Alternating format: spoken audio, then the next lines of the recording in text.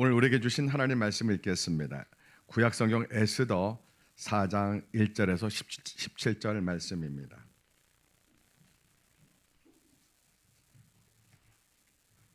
구약성경 753쪽 되겠습니다.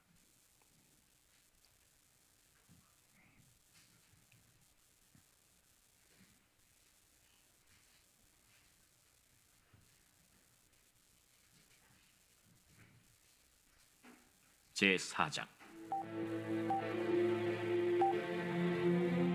모르드게가 이 모든 일을 알고 자기의 옷을 찢고 굵은 베옷을 입고 재를 뒤집어 쓰고 성중에 나가서 대성통곡하며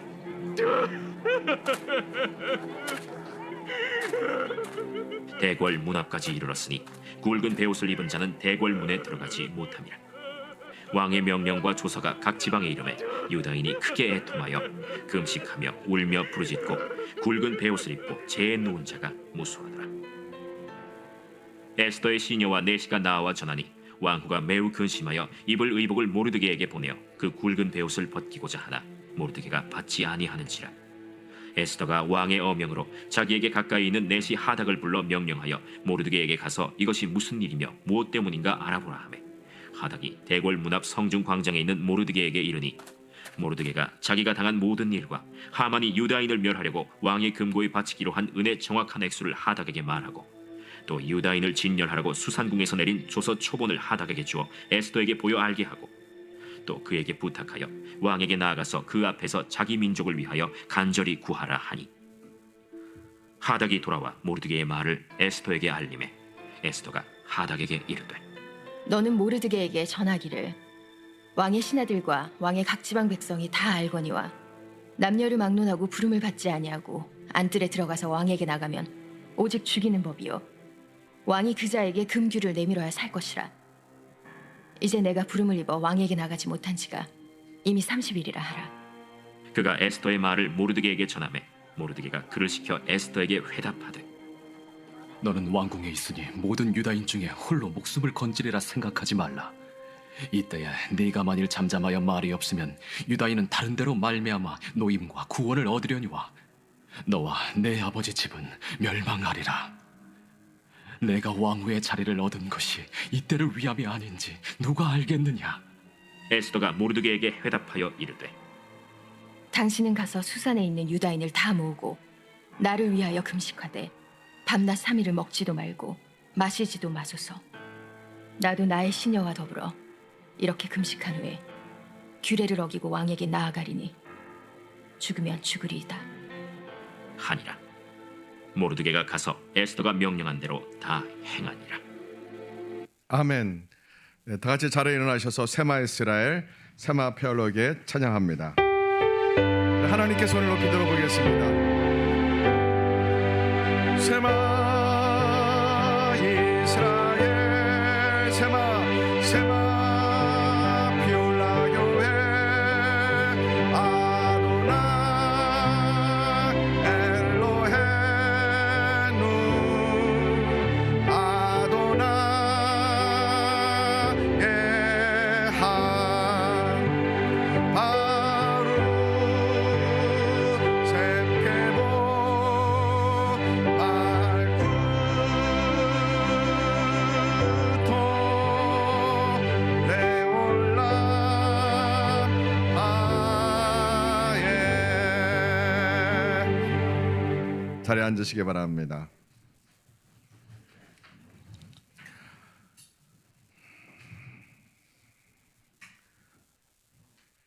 여호와 하나님, 우리가 방금 쉐마 찬양을 불렀습니다. 이스라엘 사람들이, 유대인들이 수천 년 동안 불렀던 찬송을 마지막 때 이방인까지 부르게 되었습니다. 이스라엘아 들으라, 하나님 여호와는 오직 유일한 여호와시니 영광 이름을 송축할지어다. 그의 왕조는 영원하도다라고 우리가 찬양했습니다. 하나님을 두려워하기 원합니다. 하나님을 사랑하기 원합니다. 예수님을 통하여 우리가 아브라함의 후손들이 되었습니다. 예수 믿음으로 아브라함의 언약 백성이 되었습니다. 우리는 세상 사람과 살아가는 방식이 완전히 다릅니다. 하나님 깨닫게 하소서, 결단케 하소서.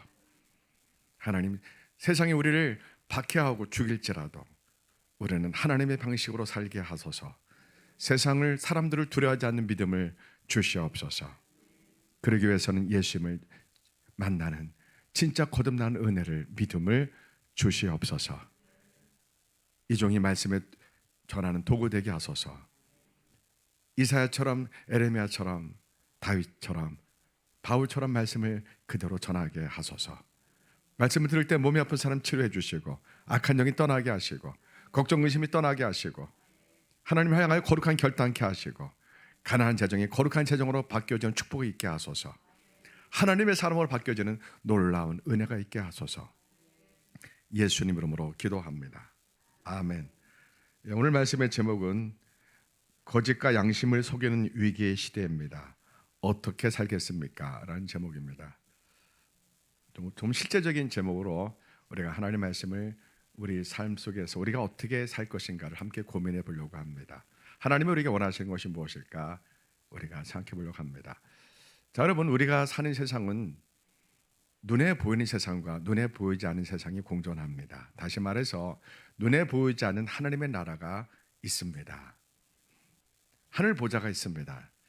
눈에 보이지 않습니다. 그러나 분명히 온 세상 열방을 하늘 보좌에 계신 여호와 하나님이 다스리십니다. 하나님이 온 우주를 통치하십니다. 그리고 눈에 보이는 이 지구에서, 이 우주에서, 대한민국에서 우리가 살고 있습니다. 우리는 이중 국적자입니다. 첫째 국적은 눈에 보이지 않는 하나님의 나라, 하늘에 속한 시민권자 국적자입니다. 동시에 우리는 대한민국의 국적자입니다. 이 두 가지 사실이 언제나 우리가 두 왕국에서 살고 있다는 사실을 우리는 잊으시면 안 됩니다. 아멘. 근데 문제는 이 세상은 하나님의 나라요, 하나님이 통치하시는 세상입니다. 근데 사람들이 죄로 말미암아 하나님을 모릅니다. 예수님을 모릅니다. 하나님 말씀 성경을 읽지 않기 때문에 하나님의 이 세상을 향하여 무엇을 원하시는지, 하나님의 계획과 목적이 무엇인지, 하나님이 세상을 다스리시는 주인이라는 사실을 사람들은 모릅니다. 그래서 사람들은 가인의 도시를 만들고 하나님 도움 없이 우리끼리 모여서 살 수 있다는 거대한 도시를 만들고, 이 도시의 어두운 뒷골목에서 사람들은 온갖 죄와 악을 행합니다. 하나님의 심판이 죄를 질 때마다 즉시 있다면 참 좋을 것 같습니다. 가끔 하나님이 하늘에 나타나셔서 큰 천둥 같은 소리로 사람들아, 내가 세상을 지었는데 왜 이렇게 사느냐라고 하나님이 말씀해 주시면 너무 좋을 것 같습니다. 하나님은 그렇게 세상을 그런 방식으로 세상을 다스리지 않습니다. 하나님은 하나님의 나라에 관심 있는 사람, 하나님 보좌를 향하여 관심 있는 사람, 예수님을 관심 있는 사람, 그런 사람에게만 이러한 비밀을 알려주실 방법으로 세상을 다스리십니다. 여러분들이 하나님께 관심이 없다면, 예수님께 관심이 없다면, 이 성경 말씀에 관심이 없다면 하나님이 이 세상을 어떻게 다스리는지 알 수 있는 방법이 없습니다. 성경을 읽어도 예수님을 사랑하는 사람에게만 말씀이 열립니다. 그렇지 않으면 이 말씀은 그냥 지식으로 쌓입니다. 하나님을 사랑하는 사람, 하나님을 두려워하는 사람이 있고, 하나님이 어디 있느냐? 돈의 힘을 의지하여 살아가는 사람, 권력의 힘을 의지하는 사람, 명예를 의지하는 사람, 사람들은 그렇게 하나님이 없다 하고 제각각 사는 사람들이 참 많습니다. 여러분, 하나님은 살아계십니다. 예수님은 하나님 보좌 우편에 계셔서 우주 만물을, 이 지구를, 모든 사람들을 지켜보고 계십니다. 하나님은 우리가 생각하고 저는 갑자기 하늘에 예수님이 나타나셔서 모든 사람이 내가 여기 있다, 내가 여기 있다. 목사는 그렇게 하나님이 가끔 해줬으면 좋겠습니다. 이스라엘 백성들이 애굽을 탈출할 출애굽 시대, 광야 시대 때 그들에게는 낮에는 구름 기둥이, 밤에는 불기둥이 그들을 인도하셨습니다. 하나님이 성막에서 하늘의 구름이 지성소에 법궤와 연결되어 있음을 모든 사람이 볼 수 있도록 그렇게 하나님이 역사하셨습니다. 밤에는 불기둥이 하늘에서 지성소까지 연결되는 것을 모든 사람이 볼 수 있게 하셨습니다. 그리고 만나를 매일 새벽마다 주셔서 농사지도 않고도 먹고 살 길을 주셨습니다. 메추라를 보내셔서 그들에게 고기를 제공하셨습니다. 옷이 헤하지 않고 신발이 떨어지지 않았습니다. 그 광야에서 반석에 물이 나오게 하셨습니다. 그럼에도 불구하고 사람들은 하나님을 대적하고 금송아지 만들고 염소 우상을 섬기고 도둑질하고 그들은 거짓되고 사람을 때리고 싸우고 그렇게 살아갑니다. 하나님이 구름 기둥 불 기둥으로 인도하시는데요, 하나님 그들에게 음식을 제공하는데도 불구하고 그들은 여전히 하나님이 없는 것처럼 살아갔습니다. 왜 그렇습니까? 죄가 그만큼 사람을 소경 만들고 기머거리 만듭니다. 죄는 하나님의 심판이 금방 임해도 하나님이 없는 것처럼 살게 우리의 영혼의 눈과 귀를 다 가리웁니다. 이사야 6장에 무슨 말씀이 있습니까? 하나님이 이사야 영혼을 불러서 하나님 천국 보좌에 올라오게 합니다. 이사야 6장에 보면요, 하나님께서 이사야에게 그 영혼을 천국으로 데려와서 하나님께서 천사들과 예수님과 회의하는 것을 보여주십니다. 너 이사야야, 너 옆에 앉아서 가만히 구경해라 하고서 하나님께서 예수님과 천사들과 함께 이스라엘과 북이스라엘과 남유다와 그 주변의 모든 열방들, 이들의 죄를 하나님이 마음 아파하면서, 예수님이 또 마음 아파하면서, 소는 자기의 주인을 알고 나귀는 자기 주인의 구유통을 알건만은 내 백성은 자기를 지은 하나님을 알지 못하는구나. 하나님이 탄식을 합니다. 내가 극상품 포도나무를 심었는데 왜 들 포도나무가 맺히느냐. 내가 먹지 않고 자지 않고 고생하며 자녀를 잘 키웠는데 내 자녀가 아버지를 못 알아보는구나, 패륜하구나 하면서 하나님이 산과 땅을 바라보며 탄식하며 하나님이 통곡하며 탄식하는 말씀이 이사야 1장에 나옵니다. 그러면서 하나님께서 이들을 향하여 하나님이 회개할 시간을 주시고 기다리신다고 천사들과 회의할 때 말씀합니다. 아마도 어떤 천사는 하나님, 저 악한 자들 하나님이 아무리 기다려도 이스라엘 백성들을 회개하지 않을 겁니다. 하나님 심판하십시오라고 어떤 천사가 그렇게 말할 수도 있었을 겁니다. 또 어떤 천사는 하나님, 그러나 저들은 하나님 형상으로 지은 하나님의 택한 백성들 아브라함의 후손들입니다. 하나님 저들을 불쌍히 여기소서. 끝까지 참고 기다려 주십시오. 자비롭고 내롭고 노하기를 더대하신 하나님, 인자와 진실이 크신 여호와여, 저들을 심판하지 마시고 기다려 주옵소서. 이렇게 어떤 천사는 그렇게 하나님께 말씀했을 겁니다. 하나님 끝까지 기다리십니다. 그들이 회개하고 하나님께 돌아오기를 끝까지 기다리십니다. 그들의 관심이 하나님께 있기를 기다리십니다. 사람들에게 영혼과 귀가 열리기를 하나님이 기다리십니다. 하나님은 갑자기 하늘에 나타나서 천둥 같은 소리로 말씀하는 방법을 사용하지 않습니다. 대신 하나님이 이런 방법을 쓰십니다. 갑자기 지진을 크게 팍 일어나게 해서 10만 명이 죽게 하거나 쓰나미 일어나게 해서 갑자기 수십만이 죽게 하거나 이런 방법은 가끔 씁니다. 홍수가 나서 모든 농사가 다 망가지게 하시게 합니다. 한자가 들어서 모든 농산물이 열매 맺지 못하게 합니다. 하나님은 그런 방법을 씁니다. 또 하나님은 어떤 방법을 씁니까? 전쟁이 일어나게 합니다. 그래서 사람들은 전쟁을 통해서 지옥을 경험하게 합니다. 가뭄과 쓰나미와 지진과 화산 폭발과 산불과 이런 모든 걸 통해서 하나님은 하나님이 살아계심을 그러한 방법으로 인류에게 경고하십니다. 그런데 사람들은 그것을 자연재해라고 말합니다. 보는 관점이 다릅니다. 세상 사람들은 자연재해라고 말합니다. 지진을요. 서로 땅이 서로 충돌해서 지진이 일어났다고 그렇게 말합니다. 그러나 성경에서는 하나님의 심판의 방법이라고 그렇게 우리에게 말씀합니다. 지진으로 희생당한 죽은 사람 참 마음이 아픕니다. 그 유족들에게 참 마음이 아픕니다. 그러나 성경에서는 분명히 전쟁과 지진과 화산과 쓰나미 이런 모든 것은 하나님의 심판이라고 분명히 말씀합니다. 전염병도 마찬가지입니다. 하나님의 심판이라고 하나님께서는 그렇게 말씀하십니다. 하나님의 방법입니다. 저는 목사로서 하나님 가끔 온 지구가 70억 인구들에게 하나님이 천둥 같은 소리로 모든 사람이 알아들을 수 있도록 모든 방언으로 사람들아 내가 너희를 만들었는데 내가 너희를 지었는데 왜 너희들은 내가 없는 것처럼 그렇게 살아가느냐, 왜 하나님을 두려워하지 않느냐, 왜 하나님 말씀을 읽지 않느냐.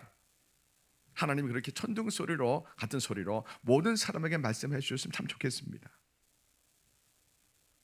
하나님 그런 방법을 하지 않습니다. 어떤 방법을 하신다고요? 관심 있는 사람, 하나님께 관심을 가지는 사람들, 예수님의 십자가 부활의 복음에 관심을 갖는 사람들을 향하여 하나님은 그들에게 믿음이란 방법으로, 성경을 읽게 하는 방법으로, 또 목사가 전하는 하나님 말씀을 전하는 설교를 통하여, 또 전도자를 통하여 하나님은 그러한 방법으로 하나님의 계획과 목적을 알려주십니다.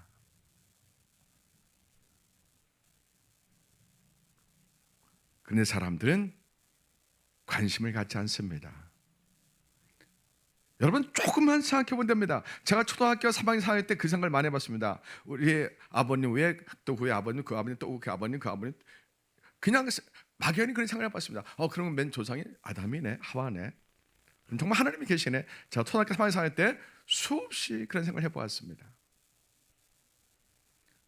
모든 사람은 생각할 겁니다. 분명히 사람을 지으신 이가 있을 거야.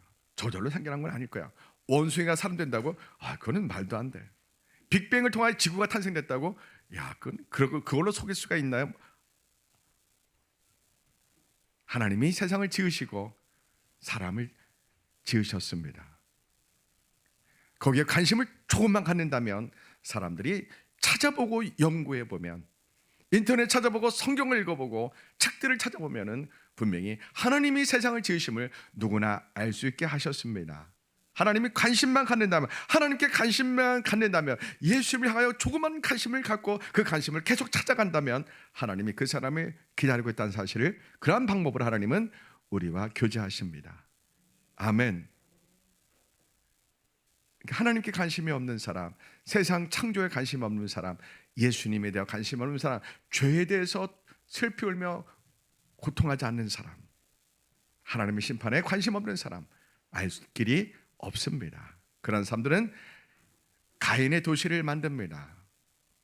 하나님 도움 없이, 아니 하나님이 있으시지 않아, 하나님 안 계셔, 우리가 하나님 상관없이 우리끼리 도시를 만들고 바벨탑을 만들고 우리끼리 하나님도 없이 우리끼리 살자, 우리끼리 문화와 예술과 도덕과 윤리를 세우고 우리끼리 법을 만들고 우리끼리 아름다운 유토피아 세상을 만들자 라고 그렇게 살아가는 중에 하나가 바로 공산주의입니다. 칼 막스가 만든 그러한 공산주의 사상은 우리가 아는 것처럼 칼 막스가 성경을 읽으면서 세운, 성경을 짝퉁에 세운 유토피아를 이루겠다 하는, 모든 사람이 똑같이 일을 하고 모든 사람이 똑같이 분배받는 정말 환상적인 유토피아 세상을 만들겠다고 시작한 칼 막스의 그러한 것이 공산주의 사상입니다.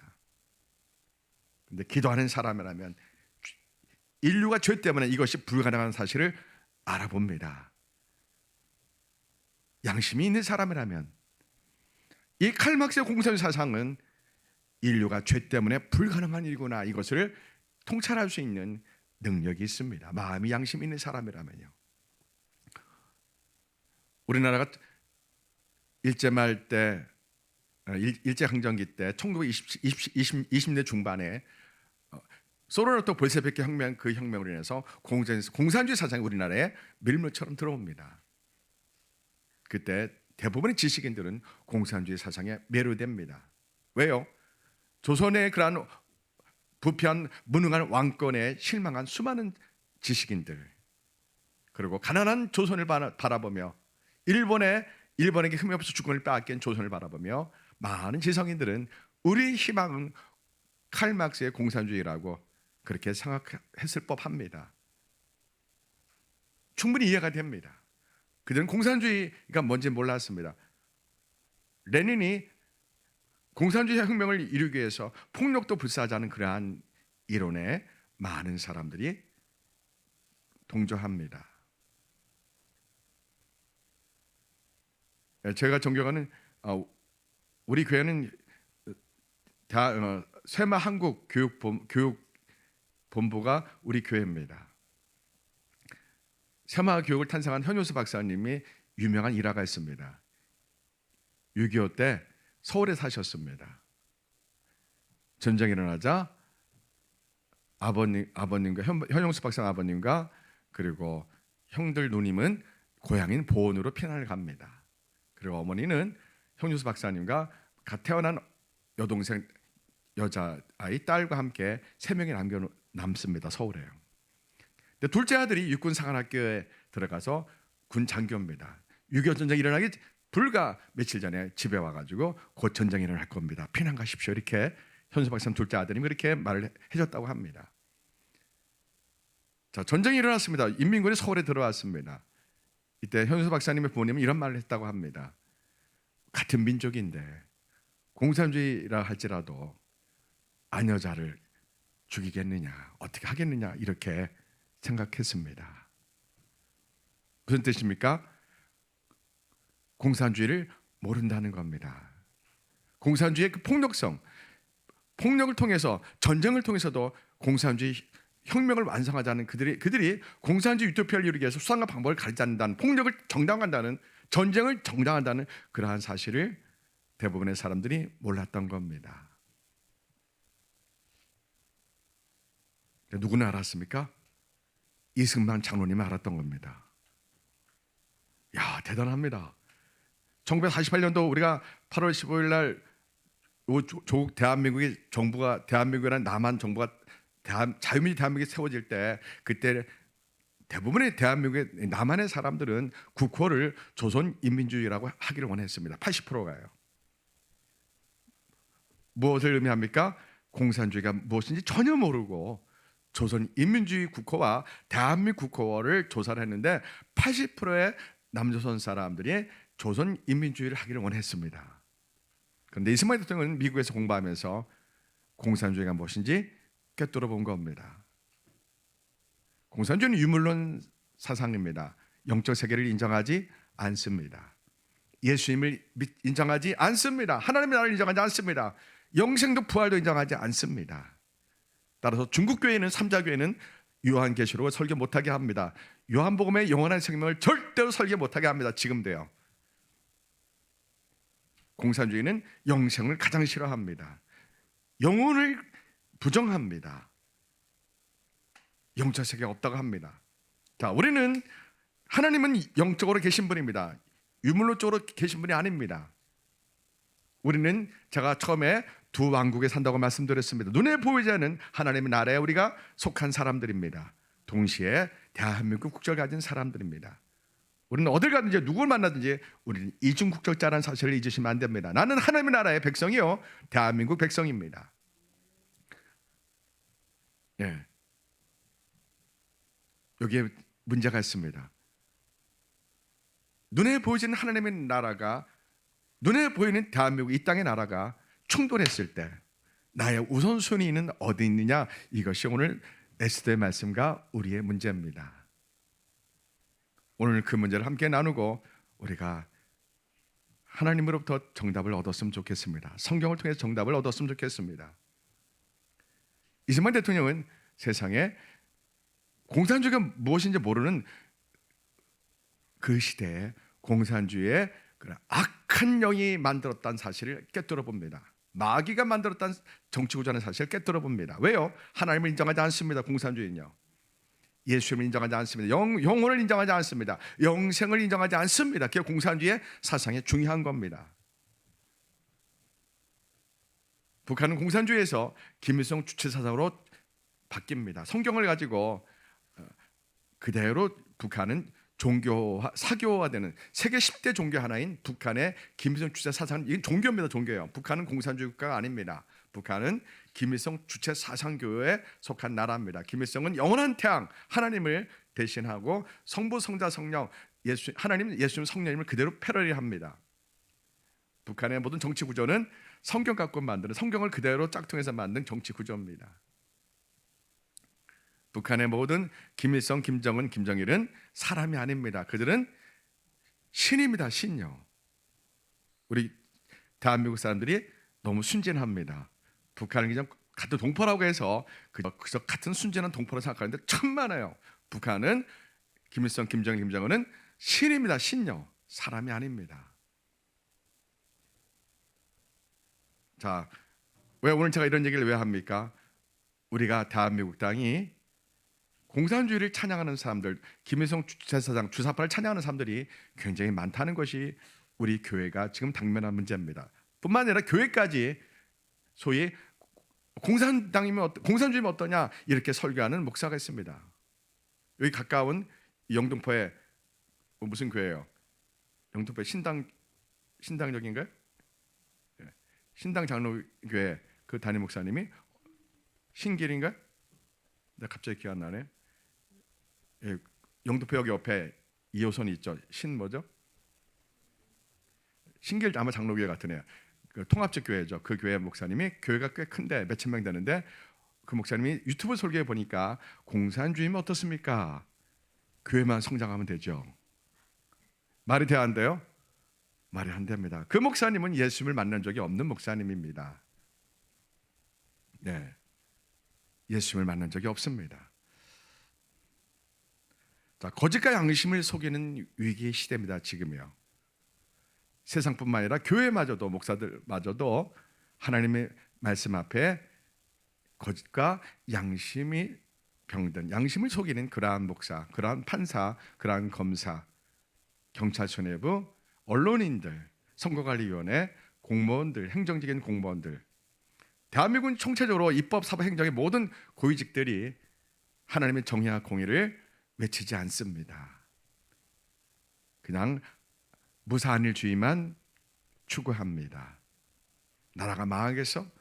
뭐 내가 승진해야지. 내가 국회의원 돼야 되지. 내가 판사 자리를 잘 지켜서 내가 부장판사가 되고, 내가 고등법원 판사가 되고, 내가 대법원 판사 되고, 내가 헌법재판소 판사가 돼야지. 그렇게 타락한 나라에 살고 있습니다. 여러분, 상인이 저를 속이고 판사가 뇌물을 받고 검사가 뇌물을 받고 경찰이 뇌물을 받고 어떤 사건의 공정성을 잃어버리고 자신들이 뇌물을 받고 자신들의 이데올로기에 따라 판결하고 수사를 한다면 반드시 그 나라는 망합니다. 오래 못 갑니다. 세계 역사에서 그 모든 것을 증명했습니다. 하나님은 모든 것을 감찰하시고 지켜보십니다. 하나님을 속이는 자, 하나님을 두려워하지 않는 자, 하나님을 대적하는 자, 반드시 하나님의 심판이 임합니다. 정치를 말하는 게 아닙니다. 우리의 삶의 근간은 하나님의 정의와 공의와 하나님의 인자와 자비 앞에 놓여 있습니다. 예수를 만나면 영의 눈이 열립니다. 하나님의 공의와 정의가 무너지면 우리는 통곡합니다. 우리는 마음이 아픕니다. 작금의 시대에 우리 대한민국은 거짓과 양심을 속이는 위기의 시대라는 사실을 우리는 목도하고 있습니다. 마음이 아픕니다.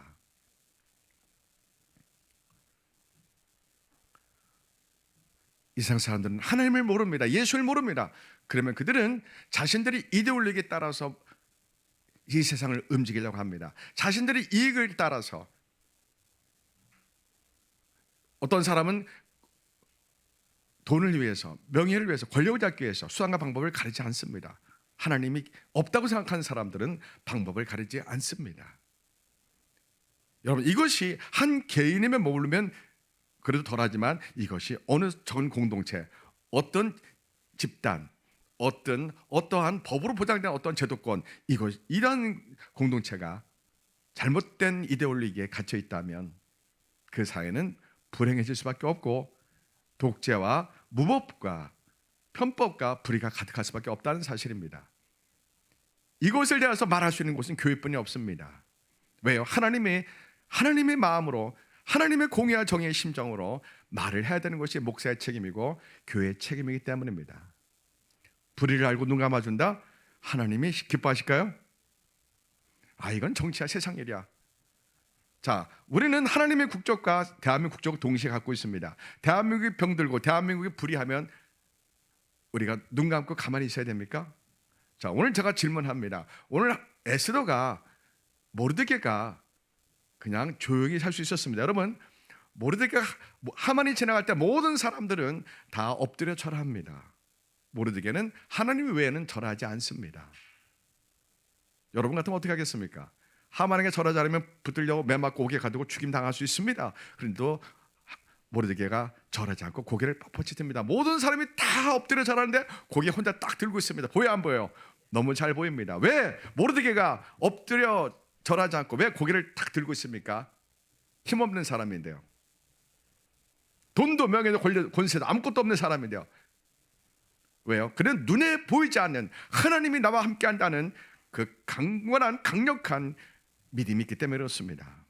이 세상은 하나님의 나라와 이 땅의 나라가 동시에 있고 나의 삶의 생명은 하나님 손에 있다는 사실을 믿는 진짜 믿음이기 때문에 그는 사람 앞에 엎드려 절하지 않는 죽음도 두렵지 않은 믿음을 갖는 것입니다.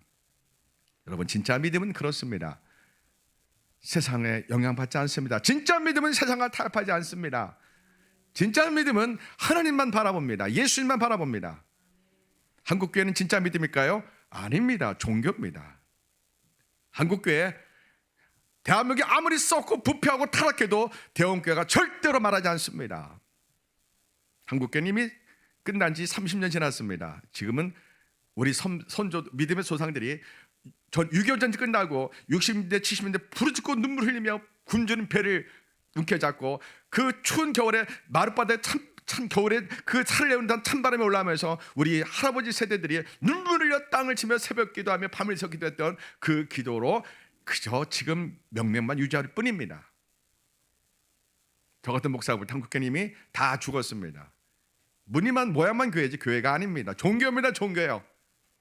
대한민국이 썩어서 공산주의 돼도요 절대로 대한민국교회는 말하지 않을 겁니다. 여러분, 우리 한국교회는 1937년 9월에 평양에서 일본의 왕이 신이라고 그렇게 동방별하자고 한국 장로교회가 끝으로 모든 교단이 신사참배를 결정했습니다. 신사참배하려면 감옥 가야 됩니다. 주기철 목사님은 7년 동안 신사참배하지 않고 온기 하나 없는 겨울에 평양에서 겨울에 감옥에서 그렇게 추위와 싸우며 고문 받으며 추위와 싸우며 그렇게 고통당하셨습니다. 여러분, 한 번 1년 정도라면 할 수 있습니다. 1년 정도라면 어떠한 박해도 어떠한 고문도 어떠한 추위도 한 번쯤 이겨내고, 여러분 1년만 고문받고 감옥에 있다고 보장된다면 우리는 누구나 다 신사참배 반대하고 우리가 죽으면 죽어라 믿음 할 수 있습니다. 근데 몇 년이 될지 기하기를 알 수 없는 겁니다. 주기철 목사님 몇 년 했다고요? 7년 동안 감옥에서 그렇게 고문받고 매 맞고 추운 겨울날 영하 20도가 넘는 그 감옥에서 그 추위와 싸워 했었습니다. 무엇 때문에요? 하나님이 지켜보시기 때문에요. 하나님이 살아계심을 믿기 때문에요. 나는 절대로 우상 숭배를 할 수 없다. 나는 일본 왕이 신이라고 동방배를 참여를 할 수 없다. 이겁니다. 무슨 신앙이라서 가능합니까? 눈에 보이지 않은 하나님의 나라가 있다는 사실을 늘 영적으로 하나님의 시선을 볼 수 있는 영적으로 깨어있는 믿음은 가능합니다. 그러나 종교의 믿음을 가지면 불가능합니다. 그래서 제가 늘 뭘 외칩니까? 예수님을 만나십시오. 진짜 예수님을 눈물 흘리며 만나십시오. 하나님을 만나십시오. 성경을 아무리만 읽어도 예수님 만나지 않으면 정말 내 목숨을 내놓아야 될 때, 세상이 예수님 믿는 그 이유 하나 때문에 목숨을 내놓으라 할 때 우리는 무너집니다. 연약하게 무너집니다.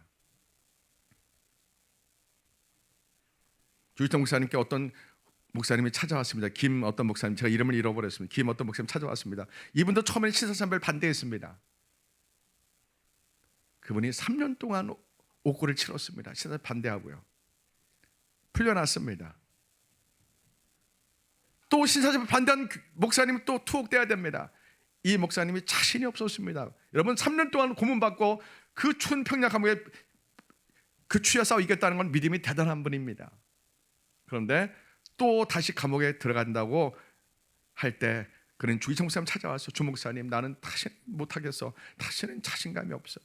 내가 매 맞고 정규 고문받고 추운 겨울에 감옥에 있긴 도저히 자신감이 없어. 나 신사참배할 거야. 이렇게 울면서 그렇게 말했다는 거 아닙니까? 남의 이야기입니까? 우리 이야기입니다. 우리도 그렇게 될 수 있습니다. 신앙사 반대했다고 나쁜 사람, 나쁜 목사님, 믿음이 없는 이렇게 비난할 수가 없습니다. 우리도 그렇게 될 수 있기 때문입니다. 믿음은 영적으로 깨어있지 않으면 내 믿음은 지키기 어렵습니다.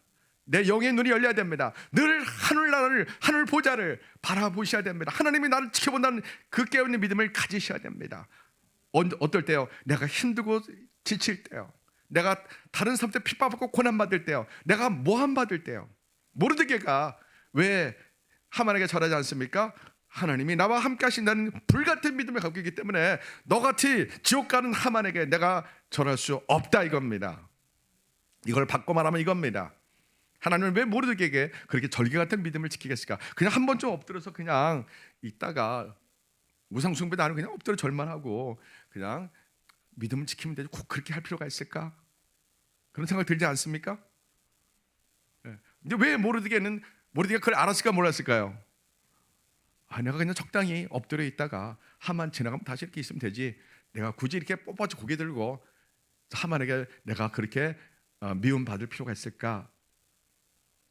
생각할 수 있겠죠. 잠깐 엎드리면 되지, 잠깐 시세참배 하면 되지. 여러분, 평양에 1937년 9월에 평양의 교회 장로교회 총회장님이 시세참배를 딱 가결을 하고 바로 평양에 있는 신궁, 일본 신궁에 찾아가서 일본 왕이 신이라는 그 신궁에 찾아가 절하면서 뭐라고 기도했다고요? 하나님, 예수님, 저 일본의 신궁을 지금 하늘에서 번개 내려서 불태워 주세요. 그리고 저곳에 교회를 세워 주세요. 이렇게 기도하면서 절을 한 겁니다. 총회장 목사님이요. 어떻게 생각합니까? 이런 믿음을요. 무조건 믿음이 나쁩니다. 어떻게 저런 믿음 가지고 있을까 비판하긴 쉽습니다. 그러나 저럴 수도 있겠구나. 총회장님 목사님이, 장로교 목사님이 시사참배 일본 신궁에, 평양에 있는 일본 신궁에, 산에 있는 신궁에 찾아가서 총회장, 장로교 임원들 다 같이 가서 엎드려 절하면서 마음속으로 어떻게 절했다고 기도했다고요? 하나님, 저 신궁을 지금 천국에서 하늘에서 번개불 내려서 태워버리고 사라지게 하시고 저곳에 교회를 세워주세요. 이렇게 속으로 기도하면서 이렇게 절을 했다는 거 아닙니까? 이건 믿음의 종교예요? 종교입니다. 종교입니다. 여러분, 믿음은 죽음도 내 믿음을 뺏어갈 수 없다는 믿음을 가질 때 진짜 믿음이 됩니다.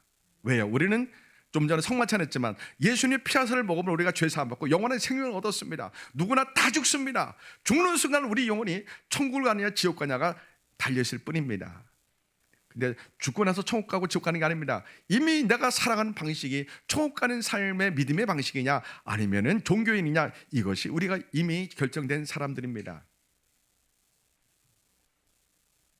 우리는 죽음도 두렵지 않은 믿음을 가지셔야 됩니다. 세상을 사랑해서는 안 됩니다. 내 목숨까지 포기할 수 있는 믿음이 돼야 됩니다. 오늘 하나님의 모르드게가 에스더가 원하는 게 뭡니까? 너희들 목숨까지도 나를 위해서 포기할 수 있겠느냐, 그 믿음을 원하는 겁니다. 대부분의 사람들은 목숨을 다 두려워합니다. 그냥 엎드려 절하고 에스더가 그냥 왕비로서 페르시아 왕국에서 편하게 민족을 그냥 외면하고 그냥 자기가 호의호식하며 평생 좋은 음식 먹고 좋은 옷 입고 좋은 집에서 잘 살 수 있지 않습니까? 하나님이 원하시는 게 뭡니까? 에스더야, 네가 왕비로서 호의호식하는 삶을 원하지 않는 것이다. 내가 이 세상에 넌 하나님이 계시다는 사실을, 우주 만물을 하나님이 다스리고 있다는 사실을 너를 통해서 내가 알리고 싶다. 모르드게야, 내가 너를 통하여 하만에게 전하지 말고 내가 너를 지켜주고 하나님의 살아계심을 너를 통하여 세상에 내가 알려주고 싶다. 하나님이 원하는 게 그겁니다. 우리가 이 마지막 때 하나님이 우리가 모르드게 되기를 원하십니다. 우리가 에스더가 되기를 원하십니다. 뭡니까? 모든 우리가 타협할 수 있습니다. 잠깐 엎드렸다가 절할 수 있습니다. 시사참배 잠깐 할 수 있습니다. 그러나 하나님의 살아계심을, 하나님의 사람을 통하여, 하나님의 주의 종을 통하여, 하나님의 사람을 통하여 하나님이 내가 여전히 살았다는 사실을, 죽음도 두렵지 않은 믿음을 가지고 세상과 타협하지 않는 그러한 믿음의 사람으로 모르드게처럼 고개를 빳빳이 들 수 있는 그러한 믿음이야. 왜 저 인간 왜 목에 목을 들고 왜 똑바로 서 있고 내가 왜 나한테 저러지 않느냐? 하만이 신한테 물어봅니다. 그러니까 뭐라고 신한테 말합니까? 저 모르드게는 하나님 외에는 그 누구에게도 사람에게도 업대로 전하지 않는다는 사람입니다. 야, 하나님이 누구길래 전하냐? 야, 저들이 하나님은 우리한테 멸망해가지고 포로 끌려온 그 무능한 하나님 아니냐? 예, 맞습니다. 근데 저 사람은 하나님이 여전히 자기와 함께 하시고 세상을 다스리고 세상을 주관하신다는 그 하나님을 믿고 있습니다. 모르드게가 죽음도 불사하고 고개를 뻣뻣한 이유는 하나님은 여전히 살아계시담을 자기를 통하여 세상에 알리고 싶은 겁니다. 오늘 하나님 우리에게도 그걸 원하십니다. 근데 세상은 부패하고 타락했습니다. 판사들이 선거관리위원장을 해가지고 다 그냥 카르텔 이루었습니다. 선거관리위원회는 10년 동안 경력직 사원이라는 이 편법의 이유로 자기 자녀들과 친족들을 820명 가량을 채용했습니다.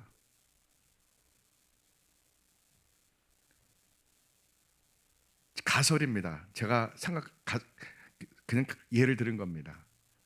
판사들 보고 야, 돈을 내가 100억 줄 테니까 한번 눈 감고 우리가 원하는 대로 판결해다오. 안 그러면 너희 처자를 죽일 거야. 예를 들어서 그렇게 판사에게 접근했다 합시다. 근데 그 판사가 장로입니다. 안수집사입니다. 그는 갈등할 겁니다. 내 자녀와 내 목숨을 내놓고 하나님의 정의와 공의를 세상에 증거해서 내가 하나님의 자녀라는 사실을 모르드게처럼 에스더처럼 내가 나타낼 것인가? 아니면 내가 협박과 공갈과 또 수백억 돈을 준다는 저 미혹에 내가 내 양심을, 내 영혼을 팔 것인가? 이건 제가 가설입니다. 그렇다는 뜻이 아니고요. 실제 그렇다고 하면 제가 큰일 나죠, 그죠? 예. 그래서 제가 가설이라고 하는 겁니다. 제가 꾸며낸 이야기입니다. 믿거나 말거나지만요. 자, 판사들 가운데 크리스찬이 있어 없어요? 사랑교회 가봐요. 수없이 많습니다. 검사들, 변호사들 사랑교회 가보십시오. 온누리 가보십시오. 수없이 많습니다. 국회의원들, 크리스찬들 수없이 많습니다. 교수들 얼마나 많은지 모릅니다. 공무원들 무지 많습니다. 근데 모르드게 같은 믿음의 크리스찬이 있냐? 이것이 이제 우리의 현실입니다. 에스더 같은 권사가 있냐 이겁니다. 에스더 같은 여자 집사가 있냐 이겁니다. 한국교회는 믿음이에요, 종교예요? 종교입니다. 교회가 아무리 크면 뭐합니까? 아무리 평무고침 받고 방언은 뭐합니까? 종교입니다. 종교예요. 영적인 현상이 나타난다고 그게 믿음이라고 참 많아요. 속이지 마십시오. 믿음은 하나님의 정의와 공의와 원수 사랑으로 세상에 모르드게처럼 엎드려 서지 않고 나는 하나님을 믿는 사람이라고 고개를 딱 드는 것이 믿음입니다. 에스더처럼은 죽으면 죽으리라 믿음으로 하는 겁니다. 자, 오늘 중요한 얘기를 하고 마치겠습니다. 에스더의 배경을 잠깐 소개합니다. 에스더 말씀 왜 있을까 궁금하지 않습니까? 에스더 말씀은 하나님이라는 단어가 한 번도 안 나옵니다. 그래서 유대인들이 두루마기 성경을 이방인들은 안 파는데 에스더만 팝니다. 여호와란 말이 없기 때문에 에스더는 유대인들이 이방인들에게 두루마기 성경을 유일하게 파는 것이 에스더 딱 한 두루마기 하나입니다. 에스더가 왜 이 말씀이 여기에 있을까 궁금하지 않습니까? 궁금해 안 궁금해요? 성경을 덮어놓고 읽어야 돼, 알고 읽으셔야 돼요. 예. 신학적인 학설이 하나 있습니다. 에스더가 왜 기록됐을까? 남유다가 언제 망합니까? BC 605년에 바벨론에서 망하고 여호와김 때 왕하고 항복하고 많은 젊은이들이 노예로 끌려갑니다. 약 800km를 걸어서 붙들려서 끌려갑니다. 예. 시편 137편 나오죠, 그죠? 그들의 바벨론 강가에 끌려가죠. 그때 바벨론 사람들이 구경 나옵니다. 800km 떨어진 예루살렘에서 많은 히브리인들이 노예를 끌려온 것을 보고 그들이 조롱합니다. 그때 무슨 합창이 나와요? 히브리의 노예 합창이 나오죠. 그러나 유명한 노래가 있습니다. 또 보니엠의 바벨론 강가에 노래도 나오죠, 그죠? 예. 많은 바벨론 사람들이 800km 떨어진 유대인들이 청년들이 또 처녀들이 줄에 묶여서 굶주리고 800km 끌려온 광경을 보면서 조롱합니다. 야, 너희들의 신이 얼마나 무능하길래 우리 바벨론 누보 신에게 배신에게 처참히 져서 이렇게 너희들이 포로로 끌려올 수 있느냐? 야, 너희들이 신전서 불렀던 노래 좀 불러봐라. 이렇게 시편 137편에서 그렇게 조롱하는 시가 나옵니다. 그때 그들이 막 울죠. 막 슬피 웁니다. 수만 명의 포로들이 끌려옵니다. 2차 때는 BC 598년이에요. 여호와긴 왕 때. 1차 포로 때는 누가 끌려오죠? 다니엘과 사드락 메사 아벤노고와 많은 젊은이들이 끌려오고, 2차 포로 때는 누가 끌려와요? 여호와긴 왕과 에스겔 같은 선지자가 끌려옵니다. 3차 때는 언제입니까? BC 586년도에 완전히 멸망할 때죠. 이때 예루살렘 성전이 완전히 무너지고 많은 노예들이 끌려옵니다. 그들은 바벨론에 끌려와서 선택하였었습니다. 결단하였었습니다. 여러분, 참고로 이 당시에 우리는 지금 지식 정보에 살지만, 지식 정보화 사회, 민주주의에 살고 있지만, BC 598년도 이 당시에, 아니 불과 얼마 전만 해도 이 세상은 신본주의 세계관이었습니다.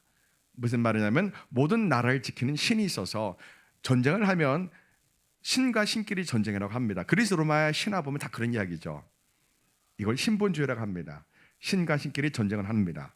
그래서 바벨론이 이스라엘을 이겼습니다. 하나님이 능력이 없어 주신 겁니까? 아닙니다. 이들의 죄 때문에 이들을 심판하기 위해서, 이들을 회개시키기 위해서, 이들 죄값을 치르기 위해서 하나님이, 여호와 영광이 성전에 떠나가고 하나님이 그들을 버리십니다. 하나님이 일부러 져주십니다. 그래서 그들은 멸망하고 포로를 끌려갑니다. 왜 이들이 멸망하고 포로를 끌려갔습니까? 어떤 지도자 때문에 그렇습니까? 거짓된 종교 지도자가 가득해서 그들은 거짓된 종교 지도자에 속임당했습니다. 특히 어떤 대중신학이 있다고 제가 늘 강조합니까? 성전신학과 시온신학 때문에. 이것이 그 당시의 대중신학입니다. 우리는 시온신학이 뭡니까? 우리는 택한 성민이다. 하나님 우리를 택하셨기 때문에, 우리는 아브라함 후손이기 때문에 절대로 개 같은 이방인들이 우리는 멸망하지 않을 것이다. 우리는 노예를 끌려갈 일이 없다라고 종교 지도자들이 시온신학의 대중신학으로 그렇게 전하는입니다. 오늘날 대중신학이 뭐예요? 기복주의 신학입니다. 예수님 믿으면 잘 됩니다. 자녀가 잘 되고 사업이 성공하고 병 고침 받고 다 잘 됩니다. 이게 무슨 신학이라고요? 기복주의 신학입니다. 번영의 신학이라고 합니다. 또 그 당시에 어떤 대중신학이 있었다고요? 성전신학이요. 우리가 하나님께 제사를 잘 드리니까 하나님 우리에게 복을 주신다고 성전 입구에서 제사장들이 나와서 어린 양을 갖고 있는, 재물을 많이 갖고 있는 성도들 중심으로 축복합니다. 평화가 넘친다, 평화 넘친다. 하나님의 복을 받으라, 복을 받으면서 제사장이 성전 입구에서 외칩니다. 오늘날 교회가 하나님께 예배 잘 드리고 교회 봉사 잘하고 헌금을 많이 내고 잘하면은 하나님이 축복해 주십니다. 축복해 주십니다. 이렇게 말합니다. 무엇을 전하지 않습니까? 그 당시에 제사장과 오늘날 대원교회, 교회 성장주를 하는 대원교회 목사님들과 공통점이 있습니다. 성도들 뭘 절대 말 안 합니까? 죄를 말 안 합니다. 그들의 죄를 말하지 않고, 불의를 말하지 않고, 거짓을 말하지 않습니다. 회개를 외치지 않습니다. 성경을 자신들의 이데올리기에, 자신들의 이익을 따라 성경을 해석합니다. 그 당시도 했고 지금도 그렇습니다. 그래서 우리는 영적으로 깨어나야 됩니다. 대중신학에 내가 있지 않은가? 예배만 잘 드린다고, 기도만 많이 한다고 하나님이 복을 주십니까? 아닙니다. 회개하고 죄가 없어야 됩니다. 하나님이 기뻐하는 거룩한 성전 되어야 됩니다. 성령님이 임재하시는 거룩한 성전 되어야 됩니다. 성경을 수천 번 읽어도 죄를 향한 눈물의 마음을 찢는 회개가 없다면 진정한 그리스도인이라고 말하기가 어렵습니다. 오늘날 우리의 고민은 거기에 있는 겁니다. 내가 정말 예수님 만난 죄의 문제를 해결받은, 회개를 충만하고 거듭난 진짜 그리스도인인가, 아니면 종교인인가, 아니면 그 과정 중에 있는가, 이것이 우리의 문제입니다. 한 가지 예를 들어서 우리가 대학 때까지만 해도 금요일날 밤을 새워서 나라와 민족과 대통령과 교회를 해서 눈물로 기도했습니다. 그러나 한국교회가 올림픽 끝나고 1990년대 초반 중반 가면서 금요 철학 기도가 밤새 기도했던 것이 그냥 저녁 기도로 마치고 모든 기도원이 기도 소리가 끊기고, 그러나 나라가 잘 먹고 잘 살게 됩니다. 여러분 2만 불 넘어가게 되면 보통 교회가 교회학적으로 보면은, 실천신학적으로 보면은 교회가 쇠퇴합니다. 국민소득 몇만 불요? 2만 불 넘어가면 교회가 영적으로 죽게 되는 것을 우리가 교회학적으로 그렇게 객관적으로 검증해 나왔습니다. 사람은 똑같습니다. 잘 먹고 잘 살고 아무렇고 돈 많으면은 하나님을 향하여 밤을 새워 기도할 수 있는 그러한 믿음과 영성을 갖기가 쉽지 않습니다. 고난이 있어야 됩니다. 어려움이 있어야 됩니다. 정말 자녀 문제 때문에 고통스러워야 됩니다. 돈이 없어서 하나님을 의지할 수밖에 없는 그런 환경이 오히려 은혜입니다. 하나님을 의지할 수밖에 없는 그 절박한 환경, 그것이 은혜입니다. 이스라엘 백성들에게는 거짓된 종교자들이 시온 신학과 성전 신학으로 하나님의 평화와 축복만 가르쳐줬습니다. 그들은 죄가 넘쳐났습니다. 거짓된 신앙이 넘쳐났습니다. 위선된 신앙생활이 넘쳐났습니다. 에레미야 선지자 같은 사람들이 그렇게 죄를 정락에 말해줘도 이미 양심이 화인 맞았기 때문에 하나님을 두려워하지 않고 회개가 불가능한 정도로 영적으로 병이 들었습니다. 하나님의 심판은 그 즉시 임하면 좋지만 하나님은 끝까지 기다립니다. 대신 하나님은 그들에게 지진과 화산과 그리고 전염병과 그리고 농사가 다 흉년되는 이런 일들과 이러한 일을 통해서 하나님이 경고합니다. 그리고 전쟁을 통해서 그들을 심판합니다. 그들이 1차, 2차까지 바빌론에 멸망하고 포로 끌려갔어도 그들은 항복하지 않습니다. 왜요? 거짓 선지자들이 말합니다. 내가 어젯밤에 기도 중에 하냐냐 목사님이 말합니다. 하나님이 우리를 지켜주신다 말씀하셨다. 1차, 2차 포로 끌려간 우리 자녀들이 2년 내에 다 돌아온다고 말씀하셨다. 바벨론 사람들 우리 성전에 와서 빼앗아간 모든 금을 것을 다 하나님이 2년 내에 다 찾아올 거라고 말씀하셨다. 청중들이 원하는 설교를 하는 겁니다. 노예로 끌려간 자녀들을 걱정하는 성도들, 성전의 금그릇을 빼앗긴 성도들의 근심 걱정, 그것을 하나님이 내가 기도 중에 환상을 보여주셨는데 응답해 주셨는데 2년 내에 다 찾아온다고 우리 자녀들이 돌아온다고 말씀하셨다 하면은 눈물 흘려 안 흘려요? 눈물 흘리고 은혜 받았다고 와 우리 목사님 말씀 잘 전한다고 그렇게 말하는 게 한국교회 권사님들입니다. 한국교회 여자 집사님들입니다. 좀 기가 막힙니다. 한국교회 보면요. 여러분 사랑교회 온누리교회 가보십시오. 끼리끼리 옵니다. 의사끼리, 사장끼리, 국회의원끼리, 판사끼리. 여러분 많이 못 배우고 가난한 사람 사랑교회에서 교회 일을 할 수 있습니까? 불가능합니다. 교회입니까? 교회 아닙니다. 언제까지 이렇게 한국교회가 눈 감고 있을 겁니까? 이제는 교회를 빨리 바꾸셔야 됩니다.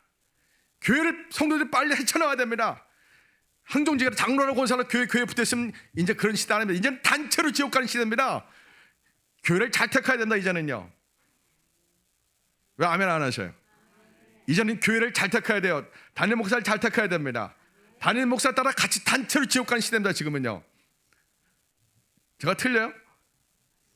다 압니다. 다 알아. 다 아는데 그냥 무슨 일이 있겠어? 그냥 이렇게 언젠가만 변화되겠지. 설마 합니다. 설마는요 이미 끝장난 겁니다.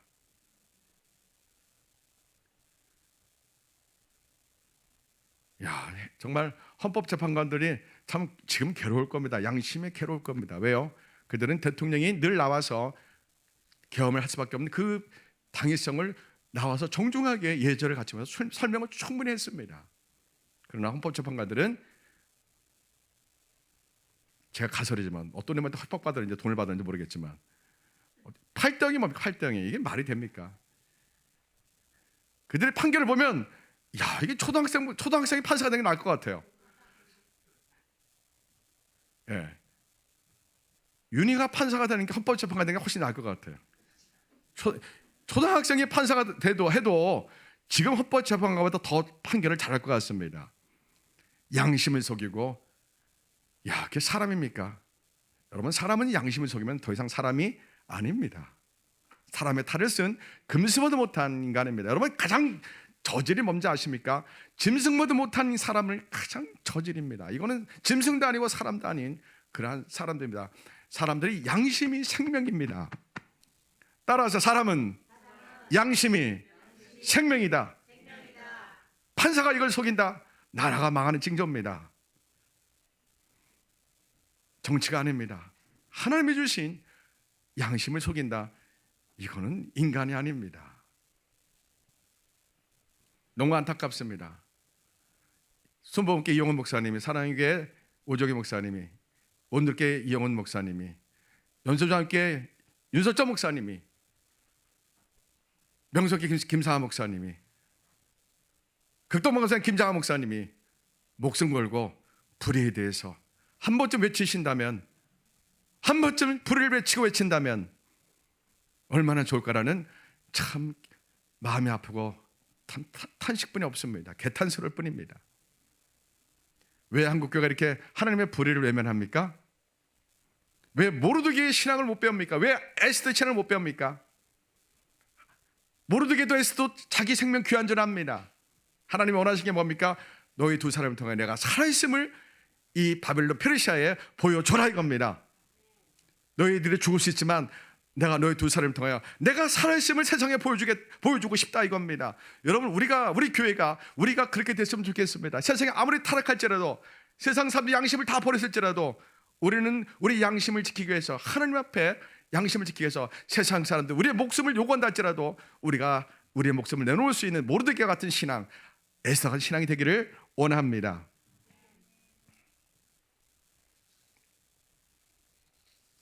제가 오늘 오랜만에 원고 설교를 준비하는데 원고 설교 내용을 전하지 않고 그냥 조금만 10%만 전했습니다. 다음 주에 또 이어서 2탄 할 텐데요. 자, 오늘 그겁니다. 저는 어느 정당을 지지하는 사람이 아닙니다. 대한민국 국회의원들은 전부 다 나쁜 놈들입니다. 국힘당이든 민주당이든 다 나쁜 사람들입니다. 왜 나쁜 사람이에요? 법과 헌법과 원칙을 따라 하지 않습니다. 자신들의 이익을 따라 양심을 팔아먹는 사람이기 때문에 나쁘다 하는 겁니다. 대한민국 판사를 제가 왜 나쁘다고 합니까? 왜 헌법재판을 왜 나쁘다고 합니까? 양심을 따라 재판하지 않기 때문에 나쁜 놈들이라고 하는 겁니다. 교회가 이걸 침묵한다면 이미 대한민국은 끝난 겁니다. 애석하게도 대원권이 끝났고 우리같이 정말 작은 교회가 숨어있는 작은 교회들이 하나님의 공의의 목소리를 내고 기도할 뿐입니다. 자, 여러분, 하나님은 살아계십니다. 우리가 절망하고 쓰러져 있을 필요가 없습니다. 속상해도 다시 일어나야 됩니다. 아멘.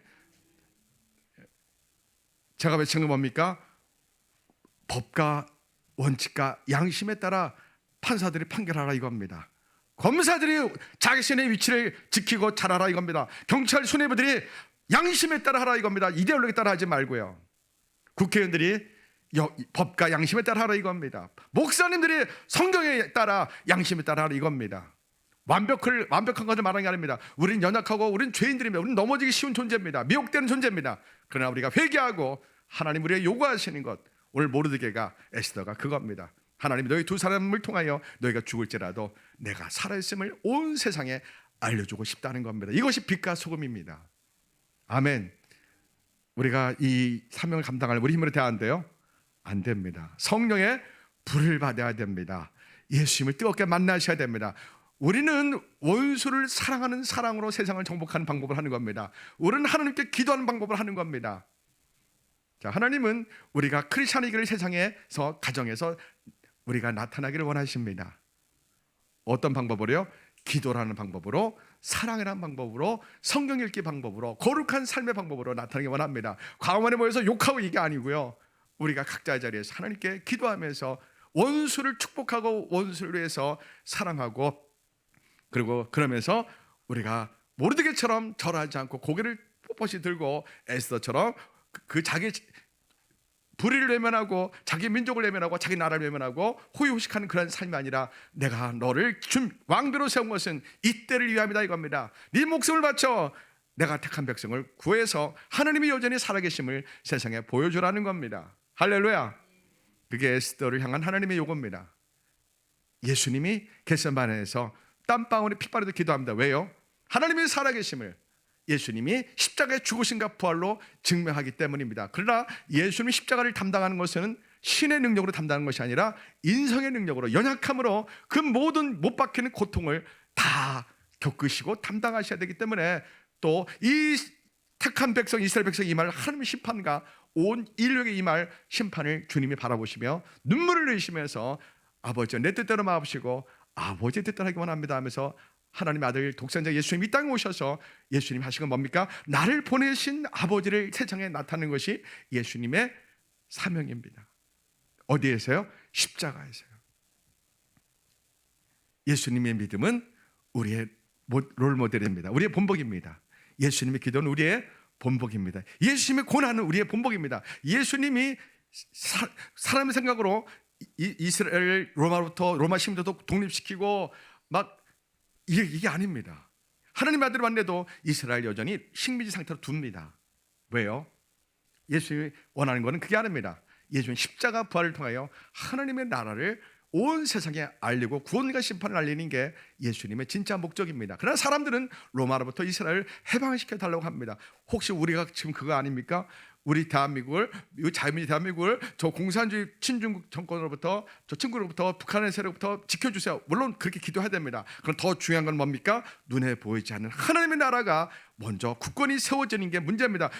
지금 대한민국이 위태롭고 한국교회가 어려운 것은 예수님의 십자가 부활의 복음을 잃어버렸기 때문에 이런 일이 생겼다는 겁니다. 할렐루야. 우리의 본질을 잃어버려서 나라가 송두리째 흔들린 겁니다. 다 누구 책임입니까?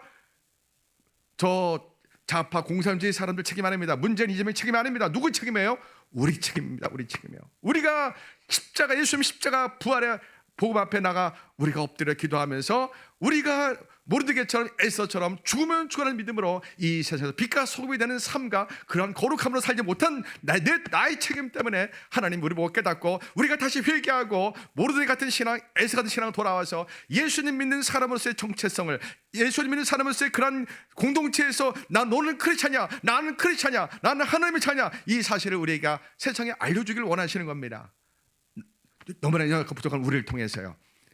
우리 힘으로 안 됩니다. 우리가 예수님을 눈물로 만나고 성령 불을 받고 나서 우리가 희생하며 섬기며 원수 사랑하며 내 모든 것을 다 주며 우리가 그렇게 기도하면서 그렇게 실제 삶으로 섬기가 사랑으로 원수 사랑으로 바보같이 거룩한 삶으로 세상 사람 앞에 빛과 소금이 될 때 우리가 모르드게처럼 에스더처럼 신앙을 지킬 수 있습니다. 그렇게 십자가 예수님 복음에 돌아갈 때, 부활의 복음 돌아갈 때 하나님은 우리 조국 대한민국을 다시 강건케 하신다고 믿습니다. 아멘. 기도하겠습니다. 우리 다 같이 기도합니다. 오늘 말씀을 붙들고 우리는 자유민주 대한민국을 굳게 세워달라고 선거관리위원회 부정선거를 드러내려고 그렇게 기도하는 건 맞지만 사실 그게 본질이 아닙니다. 우리의 본질은 예수님의 십자가 부활의 복음입니다. 하나님의 나라입니다. 네, 이것이 무너졌기 때문에 하나님이 이 나라에 그냥 근간을 흔드시면서 이 나라를 위기 속에 몰아가고 가는 걸 허락하시는 겁니다. 하나님이 살아계신데 왜 이 위기를 허락하실까? 왜 거짓이 이 땅에 가득하게 할까? 왜 불의가 이길까? 왜 재판관들이 양심을 속일까? 여러분, 하나님의 관점을 생각해 보십시오. 하나님이 살아계신데 왜 이런 것들을 허락하시고 왜 가만히 계실까? 그것은 우리가 회개하고 예수님 십자가 부활에 돌아갈 때 하나님이 이 나라를 자유민주 대한민국을 굳건히 세우신다고 믿습니다. 자, 이 시간 기도합시다. 하나님, 눈에 보이는 것이 본질이 아닙니다. 우리가 예수님의 십자가 부활의 복음을 잃어버린 것이 우리의 문제였습니다. 우리가 기도가 그친 것이 문제였습니다. 우리가 원수 사랑하는 것이 그쳐서 문제입니다. 우리가 거룩한 삶을 살지 않은 것이 문제입니다. 우리가 에스더처럼 모르드게처럼 죽음도 두렵지 않는 믿음으로 살지 못한 것이 우리의 문제였습니다. 하나님, 우리가 회개하며 예수님 십자가 부활의 몸으로 돌아가게 하소서. 한국교회가 예수 십자가 부활로 돌아가게 하소서. 우리 다 같이 기도하겠습니다. 주여, 주여, 주여, 우리를 불쌍히 여기소서. 우리를 불쌍히 여기소서. 이 땅에 일어나는 불의한 일들이 하나님, 저 사람들의 책임이 아닙니다. 저 사람들의 잘못이 아닙니다. 우리 교회가, 우리 목사들이, 장로들이, 권사들이, 집사들이 하나님 앞에 모르드게처럼 에스더 같은 죽으면 죽으라는 믿음을 갖지 못했습니다. 죽을 전 목사 같은 믿음을 갖지 못했습니다. 소녀 목사 같은 원수라는 믿음을 갖지 못했습니다. 이 모든 저 같은 목사들이 말씀도 살지 못해서 이런 일이 일어났습니다. 주여, 회개합니다. 회개합니다. 거룩한 삶을 살지 못해서 이런 일이 생기고 말았습니다. 교만해서 세상을 사랑해서 이런 일이 생기고 말았습니다. 주여, 회개합니다. 회개합니다. 주여, 회개합니다. 한국교회가 예수의 십자가 부활의 몸으로 돌아가게 하소서. 아버지, 우리 피어로교회가 모르드게 같은 신앙을 갖기 원합니다. 에스더 같은 신앙을 갖기 원합니다. 죽으면 죽으리라 믿음을 지키는 믿음을 갖기 원합니다. 주님, 믿음과 삶이 일치하기 원합니다. 아버지, 이 땅을 불쌍히 여겨 주소서. 우리가 회개하오니 우리 한국교회가 회개하게 하소서. 우리 피어로교회 회개합니다. 이 종이 회개합니다.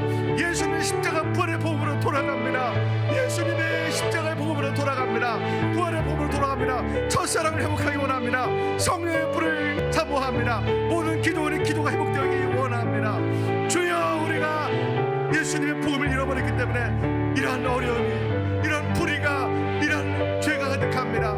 하나님, 남의 탓이 아닙니다. 정신들 탓이 아닙니다. 하나님, 주사파 사는 탓이 아닙니다. 우리의 잘못 때문입니다. 우리의 죄 때문입니다. 주의 용서하소서, 용서하소서, 용서하소서. 우리를 불쌍히 여기소서. 대한민국을 살려주옵소서. 한국교회를 살려주옵소서. 자유민주주의 대한민국을 살려주옵소서. 판사들의 양심을 회복하기 원합니다. 국회의원들의 양심을 회복하기 원합니다. 대한민국이 회복되어지기 원합니다. 언론들이 진실을 보다 언론들이 되기 원합니다. 아버지, 이 땅을 살려주옵소서. 이 땅을 살려주옵소서. 이 땅을 살려주옵소서. 선거관리위원회가 공정한 선거관리를 할 수 있도록 저들에게 회개를 허락하여 주옵소서.